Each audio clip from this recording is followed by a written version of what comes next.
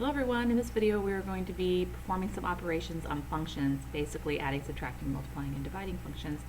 So the first order of business we're going to do here, I'm going to do a few examples and then you're going to try a couple. I'm going to add these two functions together.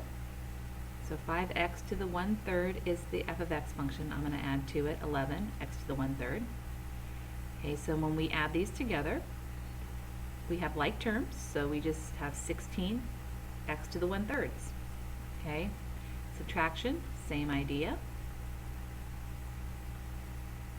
Oops, subtraction, sorry. Subtraction, x to the 1/3. We would get a negative 6x to the 1/3. When we're multiplying, 5x to the 1/3 times 11x to the 1/3, we can multiply the 5 and the 11 together and get you 55.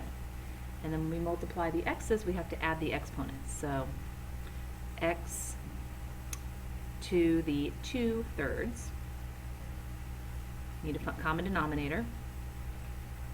Then when we're dividing, we have 5x to the 1/3 divided by 11x to the 1/3. 5 divided by 11, you can make that a decimal, but we're not going to. We're going to just leave it 5/11ths. And when you divide these fractions, you actually subtract the exponents, and you remember what you get for that, hopefully. X to the 0, and x to the 0 is 1, so this would really just be 5/11ths. Okay?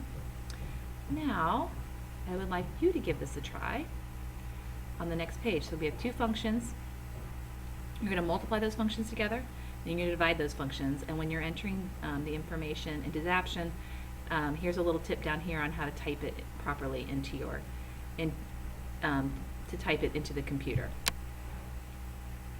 Okay, how'd you do? Hopefully you did okay. For the multiplication, we have 4x to the 2/3 times 5x to the 1/2. Okay, 5 times 4 is just 20. Now we have to add those exponents. I'm going to do that over to the side here. 2/3 plus 1/2. You have to have a common denominator. Hopefully you didn't have any trouble finding that. That would be 6.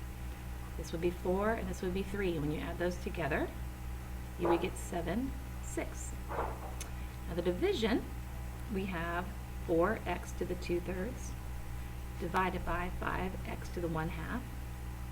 Okay, same thing. You can just leave it 4/5. You don't have to give me a decimal.